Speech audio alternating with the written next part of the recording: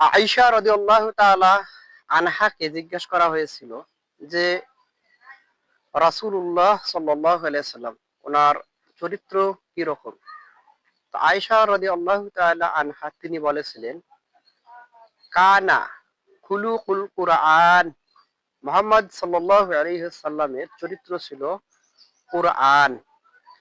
So বন্ধুরা, আমাদের যিনি মেসেঞ্জার, আল্লাহ তাআলার পক্ষ থেকে আমাদের যিনি কথা, আল্লাহ তাআলার কথা যিনি আমাদের দ্বারে পৌঁছায় দিতেন, যাকে কেন্দ্র করে আমরা পেয়েছি সুন্দর একটি জীবন ব্যবস্থা। Islam is good complete of life, পরিপূর্ণ একটি জীবন ব্যবস্থা যেখানে কোনো কিছু কমতি নেই। আল্লাহ সুবহানাহু ওয়া তাআলা আরো কুরআনুল কারীমের মধ্যে আরো জানায় দিয়েছেন, আলহামদুলিল্লাহিল্লাযী আনজালা আলা আবদিহিল কিতাবা ওয়া লাম ইয়াজআল্লাহু ইওয়াজা। এই আয়াতটি আল্লাহ সুবহানাহু ওয়া তাআলা এখানে বলেছেন যে সকল প্রশংসা আমি আল্লাহর জন্যই,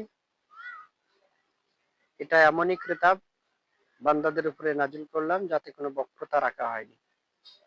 এটা অন্যায়কারীদের শাস্তির জন্য সতর্ককারী হিসেবে এবং যারা সৎকর্ম করে তাদের সুফলের ব্যাপারে তোমাদেরকে জানানো হলো। আমাদের নবী মুহাম্মদ সাল্লাল্লাহু আলাইহি সাল্লামের চরিত্র যদি হয় কোরআন, তাহলে আমরা তার উম্মত, আমাদেরও চরিত্র হওয়া উচিত কোরআন মোতাবেক।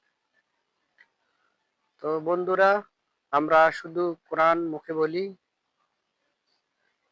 হ্যাঁ, অন্তর থেকে বলি, কিন্তু কাঁধে বাস্তবায়ন করি না। কাঁধে বাস্তবায়ন না করলে লাভ হবে না। মুখে বলতেও হবে, অন্তরে স্বীকৃতিও দিতে হবে এবং কাজেও বাস্তবায়ন করতে হবে। যদি আমরা মুখে বলি, হ্যাঁ, অন্তরেও বিশ্বাস করি, কাজে বাস্তবায়ন না করি, তাহলে লাভ হলো না। এই জন্য আমরা কোরআনকে লালন করব, ধারণ করব, আমাদের বাস্তব জীবনে চলার পথে কোরআনে যেভাবে বলা আছে সেভাবে আমরা মানার চেষ্টা করব, সেভাবে আমরা জীবনযাপন করার চেষ্টা করব। আল্লাহ সুবহানাহু ওয়া তাআলা যেন আমাদের সকলকে দ্বীন ইসলাম এবং আল কোরআন বুঝে মেনে জীবনযাপন করার তৌফিক দান করেন। আল্লাহুম্মা আমিন।